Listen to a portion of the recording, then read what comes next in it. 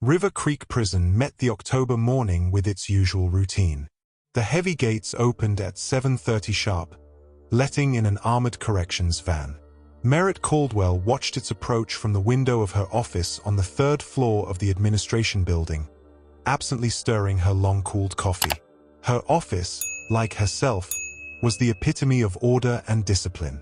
Every folder on the massive oak desk lay strictly parallel to the edge.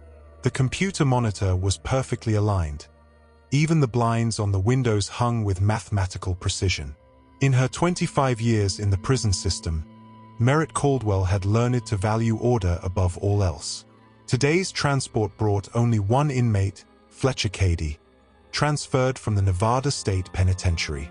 His file had been on the warden's desk for a week. 34 years old, college-educated, convicted of grand fraud, 15 years, impeccable behavior, worked in the prison library. Merritt fixed her impeccably styled graying hair and walked down to the reception area. Her heels beat a steady rhythm on the concrete floor. The guards stood at attention as she passed by. She was respected and feared in that order. Kedy appeared to be a tall, well-built man with regular features and an attentive look in his brown eyes. His hands were cuffed, but he held himself with a kind of quiet dignity. "Welcome to River Creek, Mr. Kedy." Merritt's voice sounded smooth and cold. "I'm the warden, Mrs. Caldwell. We have strict rules, and we expect them to be strictly enforced." "Yes, madam," he replied, his voice pleasant with a slight hoarseness. "You will be working in our library. It's a privilege easily lost. Any infraction, and you'll go to the general block." Kedy nodded slightly. A faint smile slid across his face, as if he were amused by his superior's sternness. The library was the pride of River Creek, 15,000 volumes, a computer catalog, a spacious reading room. It was where classes were held for inmates who wanted an education. Merritt personally saw to the paperwork and handed the new inmate over to Warden Dakota Ramsey, a young woman with a military bearing and a keen eye. Back in her office, Merritt looked over Kedy's file one more time. Something about it alarmed her. Perhaps it was that faint smile or his too direct gaze. Prison was no place to be cocky. That was the first thing you learned behind bars. The day went on as usual. Staff meetings, reports, rounds of the grounds. River Creek lived by its own rules. There was a hierarchy here, both among the prisoners and the staff. Merritt knew all the unwritten rules and knew how to use them to keep order. Toward evening, she saw Kedy again in the library. He was methodically arranging the books, making notes in a journal. His movements were precise and sure, as if he'd been doing it all his life. "How are you settling in?" she asked, stopping at a shelving unit. "The cataloging system is a little different from what I'm used to, but I'll figure it out," he replied without taking a break from his work. "You have a fine collection of classic literature." Merritt hummed. Usually, prisoners didn't notice such details on the first day. "I hope you live up to the recommendation," she said dryly and headed for the exit. "I certainly will, Mrs. Caldwell," he said after her. His voice had that light sneer in it again. Already in her office, Merritt caught herself rereading his file again. Something was definitely wrong with this Fletcher Kedy. Something she couldn't quite put her finger on yet. And Merritt Caldwell didn't like mysteries in her prison. Outside the window, dusk was thickening. River Creek was preparing for lights out. Somewhere in the back of the prison building, a siren sounded, calling the inmates to their cells. Another day was coming to an end. Another inmate had joined the well-oiled system. Merritt didn't know that this day would be the beginning of a story that would change her life forever.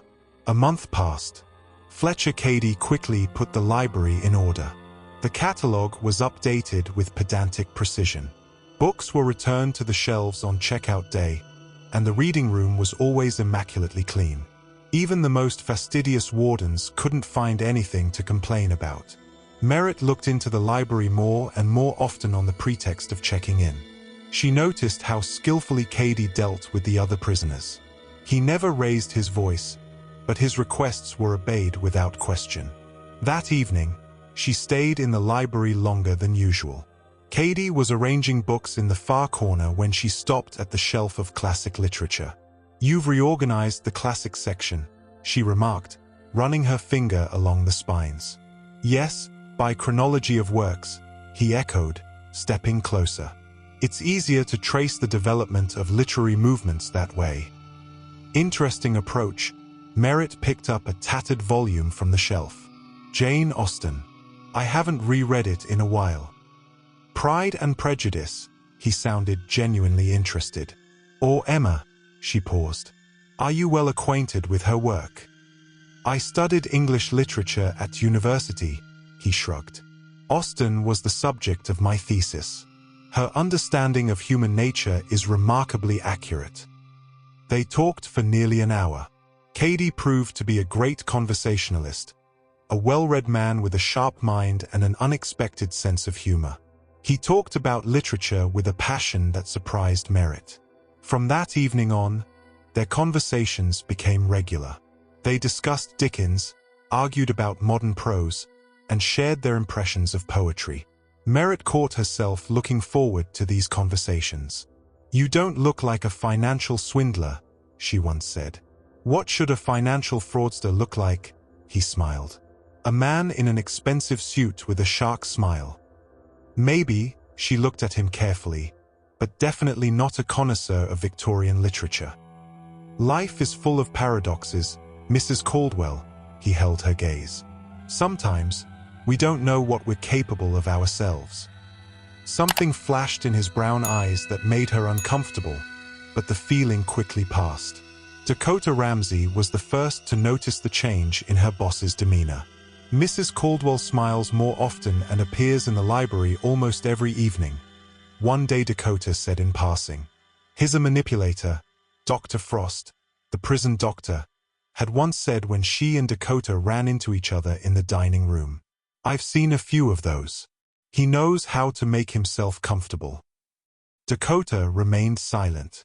She was devoted to her boss and wasn't about to discuss her with anyone. Merritt found herself thinking more and more about the library, the quiet evenings among the books, the unhurried conversations, the look in his brown eyes, the challenge in them. She realized that these conversations were beyond the normal interactions between warden and prisoner, but for the first time in years, she didn't feel like following the rules. "Have you read this?" he asked once, holding out a book to her. Their fingers touched for a moment. Merritt jerked her hand away as if burned. Their breathing could be heard in the silence of the library. "It's getting late," she said abruptly. "Time to close the library." He nodded silently, but his look told her that this was only the beginning. The beginning of something she couldn't, or wouldn't, name yet. That night, Merritt couldn't sleep for a long time. She thought about how easily her impeccable reputation could be ruined, how fragile the line between order and chaos was, and how some books were better left closed. But it was too late. The story had begun to write its own plot, and Merritt Caldwell, unwillingly, had become its protagonist. December was unusually cold. The prison walls seemed frozen solid, and even the old heating system could not cope with the biting wind. Merritt stayed late in her office more and more often, poring over documents by the light of the desk lamp.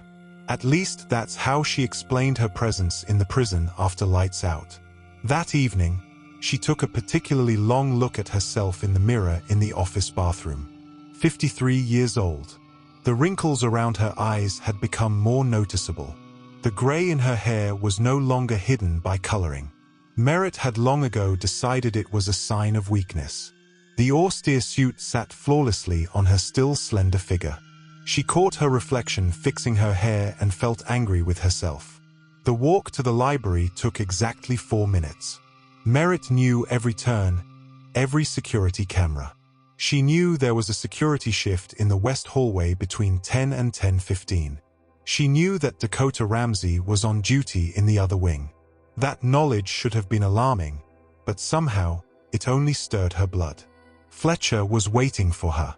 He always somehow knew when she was coming, sitting at the far table, lit by the only lamp. He read. When he heard her footsteps, He looked up and smiled. That special smile that took Merritt's breath away. "I was thinking about our conversation yesterday," he began as she sat down across from him. "About free will and the predetermination of fate," he continued. "And what conclusion did you come to?" Her voice sounded hoarse. "That sometimes our decisions are already made for us. All that remains is to accept them." His fingers slid across the table, almost touching her hand. Merritt didn't pull away. "Those are dangerous thoughts, Mr. Kedy," she said. "Fletcher," he corrected softly. "When we're alone, I'd like to hear my name." She shook her head, but he had already taken her hand in his. His palm was warm and surprisingly soft for a prisoner. "This is crazy," she whispered. "Perhaps," he agreed. "But isn't that the beauty of it?" The first kiss happened right then, in the semi-darkness of the library, among the dusty volumes of classic literature. It had been tentative, almost chaste. Fletcher kissed her as if she were a fragile jewel. Then there were other evenings. Other kisses. Not so innocent anymore. Touches that made her dizzy. Whispers in the dark. The constant fear of being discovered only heightened the senses. By day, Merritt was the same name as before. A tough, demanding boss. She held meetings, reprimanded negligent employees, inspected cameras. But now there was a mystery in her life that colored the gray everyday life with bright colors. Fletcher was changing too. In the presence of the other inmates, he was aloof. But once they were alone, the mask fell. He told her about his childhood in a small town in Idaho, about his dreams of becoming a writer, about how his lust for easy money had led him to jail. "I have no regrets," he said one day as they sat in the quiet of the library. "If it hadn't been for all this, I never would have met you." Merritt realized that every time they met was a step into the abyss. She tried to resist the attraction several times. She decided to stop seeing him, but every evening, her feet carried her to the library. Dr. Frost made more frequent appearances in the administration wing. Her attentive gaze followed Merritt during general meetings. Once, she started a conversation about the strange behavior of some of the inmates, but Merritt cut her off halfway through. Dakota Ramsey understood too. One day, she ran into the warden outside the library after lights out. Their gazes met, and Merritt saw in the young warden's eyes a silent promise of secrecy. Meanwhile, their relationship with Fletcher was growing deeper. They no longer met only in the library. Merritt's office, empty classrooms, even the old back room. These places had kept their secret. "We should be more careful," Merritt would say after a particularly risky encounter. "Are you scared?" he asked, kissing her neck. "No," she would answer. And it was true. She wasn't afraid of exposure or embarrassment. She was afraid of what was happening to her heart. Every night, lying in her empty bed, Merritt analyzed the situation. She tried to find the moment when everything changed, when she fell under his spell, but it was impossible. She had no idea why she was doing this. It was all madness.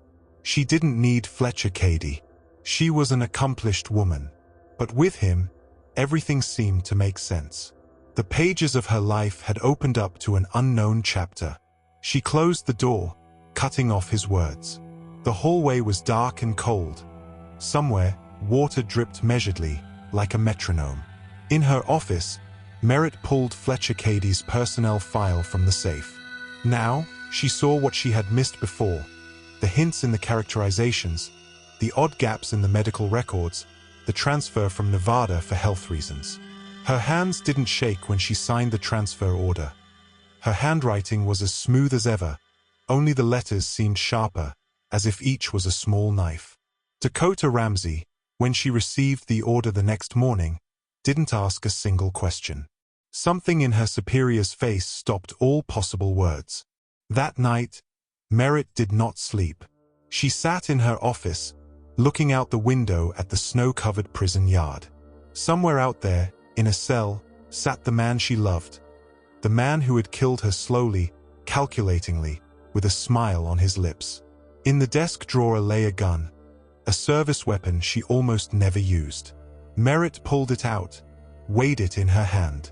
Revenge was a dish served cold. She knew that better than most, and she had a plan. The high-security unit smelled of fear and chlorine.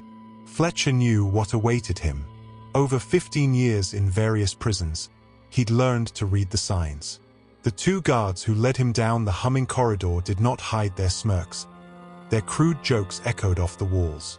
The new cell was half the size of the old one. A narrow bunk covered with gray laundered linens, a toilet without a lid, a sink with peeling enamel, and thick metal bars that divided the world into before and after. "Welcome to hell, pretty boy." One of the escorts grinned as he slammed the door shut. This block held the most dangerous criminals: murderers, rapists, prison gang leaders. Fletcher could hear their voices, hoarse shouts, laughter, threats. The cell across the hall belonged to Roy Butcher Harris, convicted of a triple murder. To the right sat Marcus Wayne, who had beaten 2 guards to death in an Atlanta jail. "Hey, librarian," someone shouted. "How do you like our sweet home?" Fletcher was silent. He thought of Merritt, the way she had stood in the library, straight and motionless like a statue. The way her voice had trembled when she'd spoken of love, the fact that he really loved her. Perhaps, for the first time in his life, he truly loved a woman. The walk in the yard was at 2 o'clock in the afternoon. The maximum security prisoners went into a separate pen, fenced in with a double row of barbed wire. Fletcher felt the stares, heavy, assessing, hostile. "How you doing, boss?" Roy Harris appeared like a shadow, massive, with a scarred face. "Nice job, right?" "None of your business," Fletcher replied calmly. The blow came in the solar plexus, quick, professional. Fletcher bent in half, gulping frosty air with his mouth. "It's mine now," Harris leaned in close to his ear. "Everything that happens here is my business." The guards pretended not to notice anything. Fletcher realized this was just the beginning. News of his affair with the warden had already spread throughout the prison. For men like Harris, it was a gift of fate, an opportunity to put the upstart in his place. That evening, lying on the hard bunk, Fletcher listened to the sounds of the cell block. Somewhere, a prisoner was screaming like a nightmare. The guard's keys jingled. Water dripped from a faulty faucet. He thought of the library, the smell of old books, the silence of the reading room, the warm evenings with Merritt. It all seemed like another life now, almost a dream. "Hey, pretty boy," Marcus Wayne's voice came through the wall. "You know what they're going to do to you, don't you?"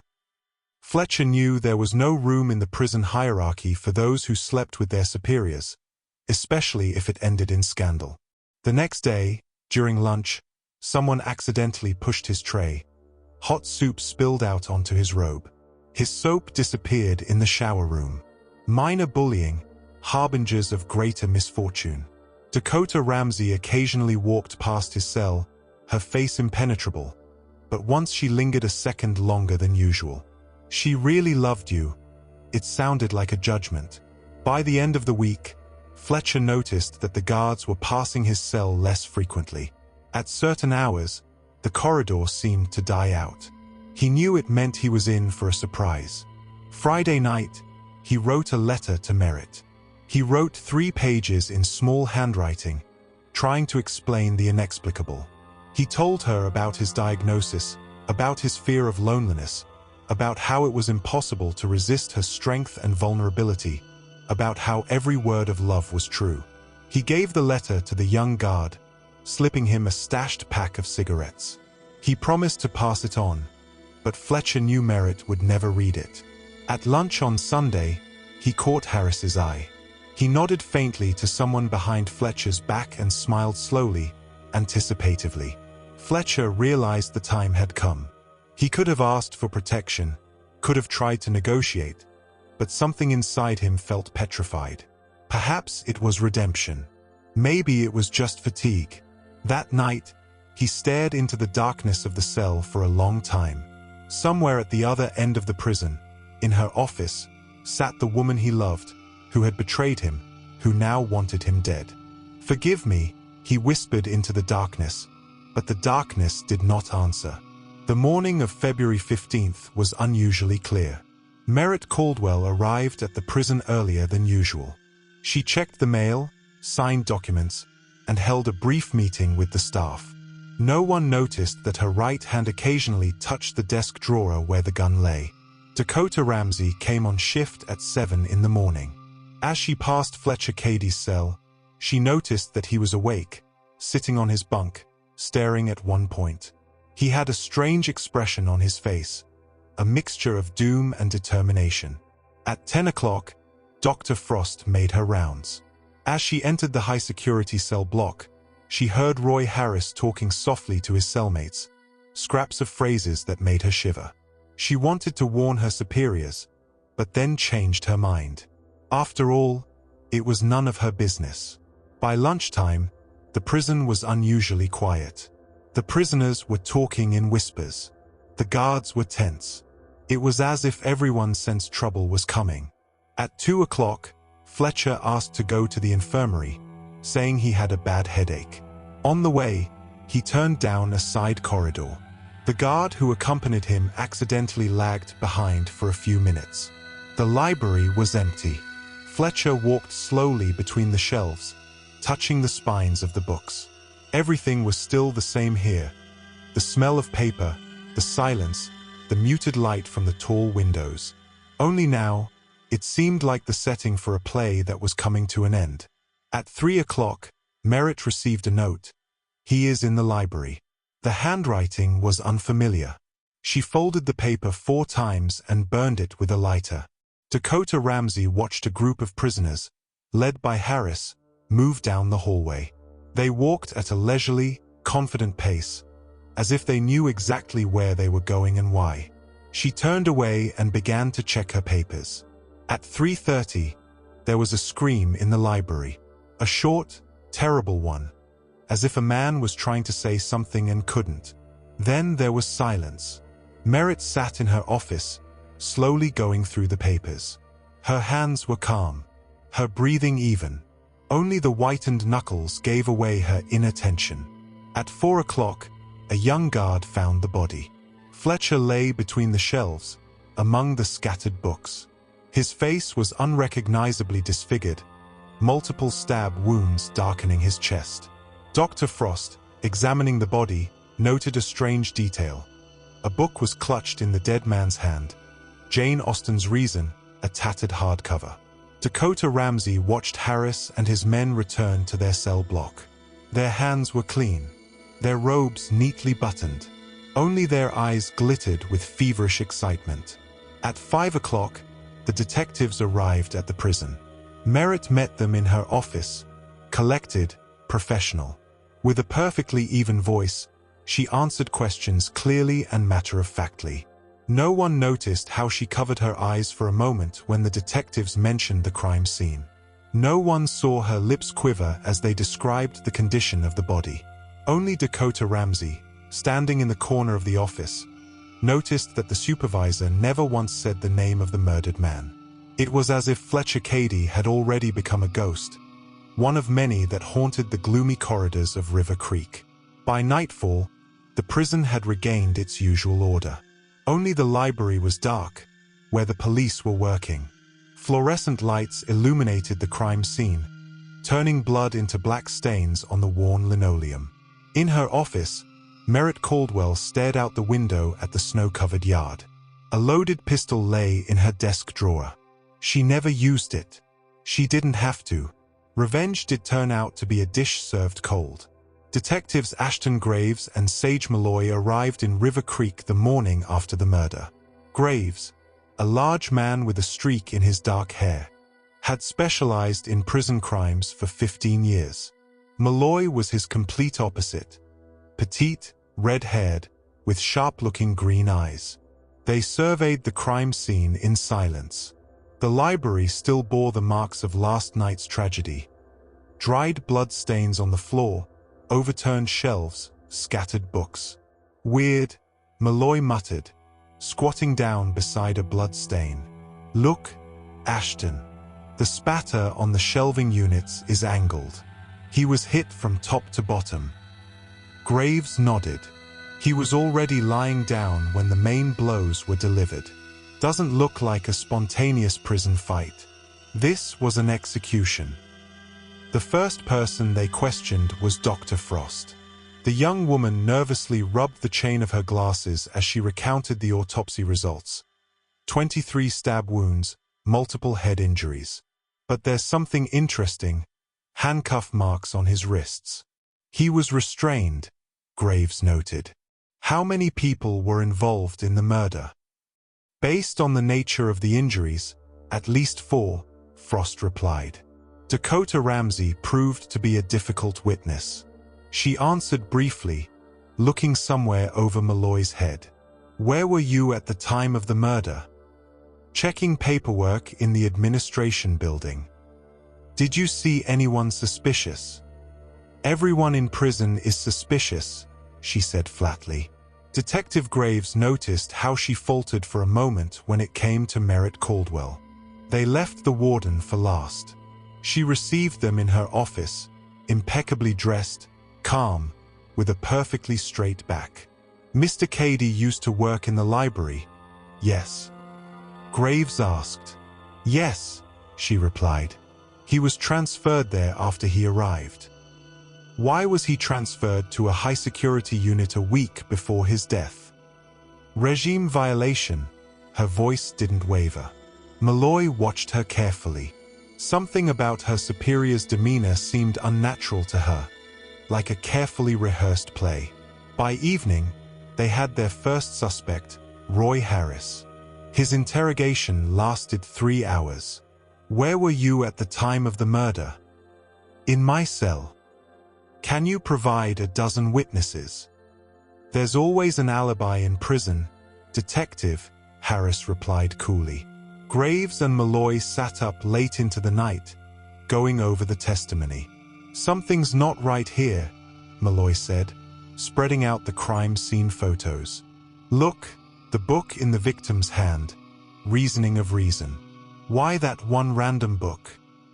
Maybe there are no accidents in prison, Graves replied, especially in murders like this. They didn't realize they were being watched. Merritt stood at the window of her office, watching the detectives walk to their car. Her reflection in the glass seemed ghostly. On the desk was an envelope with the results of her latest HIV test. She didn't bother to open it. Some things were better left unknown. Footsteps sounded outside the door as Dakota Ramsey brought in the evening report. Merritt squared her shoulders and turned toward the door.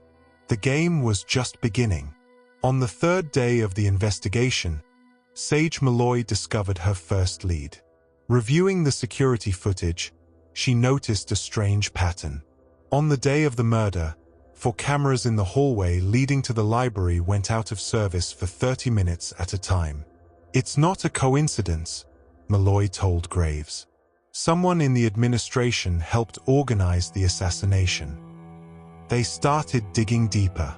The guard duty schedule showed unusual changes in the week before the murder. Several experienced wardens had been transferred to other units, replaced by rookies who didn't know the internal rules well. The interrogation of the prisoners had become a game of silence. It was as if each of them was reading from an invisible script. Saw nothing, heard nothing, was in the cell at the time. Only one inmate, a young guy with a tattoo on his neck, casually mentioned. Harris said it was a gift for the warden. An hour later, he was found in the shower room with his head bashed in. He survived by a miracle. Graves and Malloy questioned Dr. Frost again. This time, she was more nervous than usual. What do you know about Mr. Kedy and Mrs. Caldwell's relationship? Malloy asked. I can't discuss patients' medical records, Frost snapped. This is about murder, Malloy reminded her gently. Frost hesitated and told them about the test results, about Kedy's diagnosis, about Merritt's test, about how the supervisor had changed after receiving the results. A picture was beginning to emerge. Motive, revenge, a carefully planned murder at the hands of others. But there was no proof. Harris and his men were silent. The guards averted their eyes. Dakota Ramsey stood as a wall between the detectives and her boss. She thought of everything Graves had said, looking at the evidence board. Use the system against the system. Malloy walked to the window in the prison yard. Merritt Caldwell was talking to a group of guards. Straight back, confident gestures, a commanding turn of her shoulders. You know what the worst part is? Sage said quietly. She really loved him. Otherwise, she would have just shot him herself. They checked phone records, reviewed emails, interviewed the staff. Nothing. Not a single piece of direct evidence, just circumstantial evidence and conjecture. Roy Harris smiled at the last interrogation. Sometimes bad things happen to bad people, detective, especially in prison. On the evening of the 9th day of the investigation, Graves and Malloy sat in an empty office, looking at file folders. We know she did it, Malloy said. Knowing doesn't mean proving it, Graves replied. A crime scene photo lay on the table. The book Reasoning of Reason clutched in a dead hand. A final message from the killer or from the victim. Footsteps sounded in the hallway, the clear, steady tapping of heels. Merritt Caldwell walked through her prison like a queen through a palace. She had one, and she knew it. And somewhere in the depths of the prison corridors, the inmates were whispering, passing from cell to cell a new legend.